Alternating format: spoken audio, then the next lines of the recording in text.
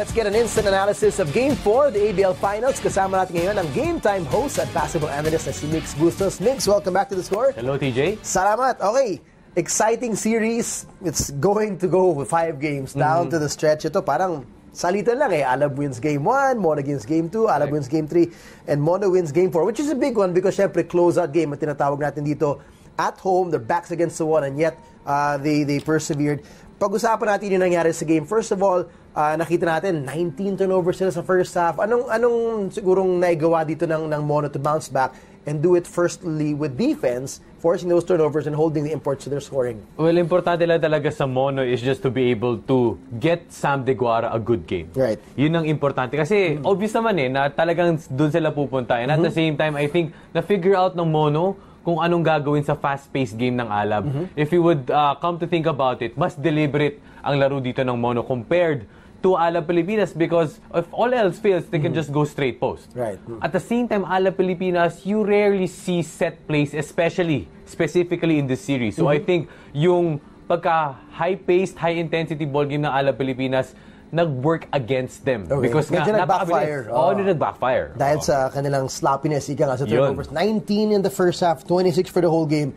19 pa lang in 20 minutes, ang dami nun, Mix. That's way too many. Well, interestingly enough, you look at this game as well. Nandun yung 20 points si Deguara, si Singletary, pero meron silang steady support from the two Pinoys, the Heritage Imports, Brickman and Zamar. In fact, Zamar hit that dagger floater. Yes. Anong masasabi mo dito sa support ng dalawang import na to in terms of how Zamar and Brickman have been a solid contribution, not just in Game 4, but throughout this series? Alright, so malamang, at sa malamang talaga si Deguara at si Singletary, given na yan, yes. 20 or more a game. But I must commend the sacrifice that Jason Brickman is doing. This guy can also score 30 points in an instant. But he chooses to focuses on his other strength, which is playmaking. Right. 13 points and 10 assists. This guy is just really the key for them kasi wala nang ibang gagawa nun eh. Yep. Ang tingin ko mas capable talaga si Jason Brickman to draw the defense because of his scoring abilities, to fake out defenses, and at the same time, maybe using himself as a decoy. Diba? So even though naka 13 points lang siya, importante yung 10 assists na mako-contribute para sa team niya. Exactly. Laking bagay. At ang sarap talaga niya target yung Deguara na 7'5" center na pag mag-seal sa pose, grabe, napakalaki. Okay, so tignan natin from this perspective. So game 4, tabla na tayo. But we have 4 games to look at, Mix, na kahit pa paano, meron ng trend kung ano nangyayari. One of which is pretty clear. When Brownlee scores well, they win. In the losses of Alab, Brownlee's only averaged 16 points a game. In their wins, he's averaged 36 points per game. Does that mean siya lang talaga pinaka-barometer ng team na to and he's really got to carry this team and then let Balkman and Ray Parks just come along the ride with him? Maybe that is the game plan of Coach Douglas Marty. If you limit Brownlee, kumbaga, pick your poison na lang yan eh. Diba? Kung ilimit mo si Brownlee, piliin mo na lang si Balkman or si Parks.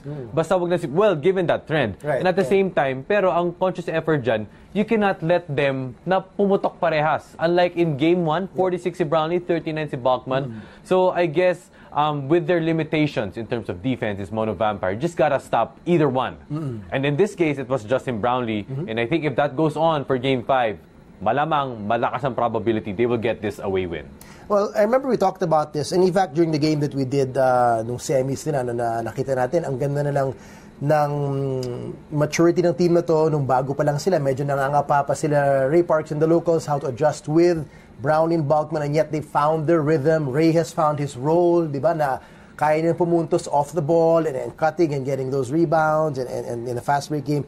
But Ray has been a huge part of this series in terms of scoring. In Game 1, 27 points, panalo.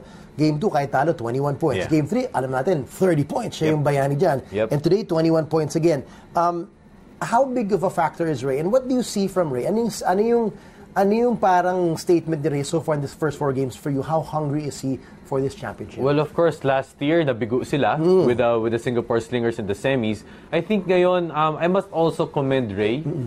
He did not let his quote-unquote ego get in the way when Balkman and Brownlee stepped in. Correct. He knows that these guys are very capable. So I think he transitioned into a different type of mindset this year. Kung ball heavy, kung nagsastart ng opensa, between Balkman and Brownlee. Minsan nga sila pa yung nagpipick and roll Diba? Tama rin sabi mo, TJ, moving off the ball, and that creates some diversity in the offense. And Brownlee and Balkman will for sure hanapin din nila si Ray Parks. Alright, well, if you look at home court advantage, technically speaking, no team really has it. Kasi pareho nakanakaw sa isang home court, parehong kupanan. And the last time they played in Santa Rosa, dun nga, nakuha ng Mono Vampire yung panalo, 103-100. Pero, meron dong, how do you call this? You put an asterisk on that one because it was a game when Brownlee got injured. Na may tama yung hamstring niya, he didn't really finish that game well. That's one of the reasons why he only had 14 points. And in fact, he wasn't supposed to play Game 3. There were rumors na hindi siya maglalaro, yet he played, scored 24 points, played again today, had 18 points. Going back to Santa Rosa on Wednesday, a short turnaround, who do you see having an edge kahit paano? For Mono, in the back of their minds, we won. We won the last time here. For Alab naman, home court natin to do or die. This is ours to win. Well, okay. Just a little bit of stats. Ang social media producer ng ABS, si TK, si TK, he tweeted that 5 championships were won on away courts, while 2 were won at home. Okay. Probability-wise, not in favor of Alab Pilipinas. But I think to answer your question, TJ, I think it will just be, tingin ko sa breaks of the game na lang ito magkakatalo. Home calls, home floor, home calls. Sometimes I think it's nadadala. And I think it's gonna be toe-to-toe. I won't count Mono out because I think they've found a solution to utilize Sam Deguara. They won't keep him in foul trouble. They've also found a way to be able to stop the offense of Mono. And we'll see. Baka breaks of the game na nga lang talaga magdadala dito. Championship experience. We know Balkman and Brownlee have been in big games individually in the past. Brownlee obviously has won PBA championships here with Ginebra. Parks, he's getting his playoff experiences from last year and this year. We're not so sure about Mono Vampire on the other side, how experienced those imports are. Pero kung yun ang pag-usapan, sa nakikita mo sa ngayon, kasi iba ang Game 1, 2, 3, 4, iba ang Game 5. Iba ang pakiramdam ng Game 5 when it's winner-take-all. Who do you give the edge? Wow. Baka pwede ko ito maihalin tulad sa mga Game 7, sa mga NBA. Parang Game 7 to Parang Game 7 to katulad ng Bucks. Natambakan sila ng Celtics ng Game 7. When the Celtics won it in 2008 against the Lakers, yung mga deciding game, I think at the same time, yung championship experience talagang from the other leagues madadala nila dito. I think it's gonna be the 6th man yung home floor. That'll help a lot. That will help a lot. And at the same time, hindi na yan papayag. Alam mo yan? Nasa home floor na tayo eh. Ano pang gagawin natin? We'll just give it our all. Okay, last quick bit. Coaching. Jimmy Alapag, rookie coach, and he's proven so much in his first year. Si Coach McCarthy naman, matagal na yan in the coaching scene all over the world and even in America, nag-NBA assistant coach na yan. How does this come into play in terms of the experience nila, yung charisma nila? Sometimes Game 5 is all about giving them that boost, that emotional inspiration, that keeping their composure beyond the X's and O's. So nakita mo na how these two teams have been playing and have been coached through the season. How do you see the coaching come to play? Magkakatalo dito, TJ, tingin ko, sa situationals.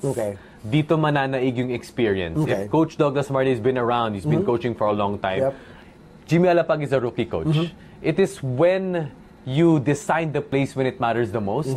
At the same time, minsan kasi pag coach ka, alam mo to, TJ, kapag medyo crunch time na, alam mo yung naiisip mo, pero kailangan mo siyang i-materialize. Kahit coach, nakaka-pressure. In a timeout. In a timeout. So it's just a matter of composure. If it goes toe-to-toe, kung kanino yung bola within the last few minutes, I think it's going to be really execution. Pati sa coach. Pati sa coach. All right. Should be juicy enough. I mean, just the results alone shows you how interesting and exciting Game 5 should be. But beyond that, nakita natin with Migs, the personalities involved, the coaches, the trends, ay nako, grabe, up for grabs in Game 5. So we should be in for a exciting one. Abangan nyo po yan. So Wednesday na po yan, Game 5 dito sa SNA. Migs, thank you so much. Tatakbo ka na sa Game Time in a bit. Thank you. TJ. For more sports updates, keep watching The Score. And don't forget to subscribe.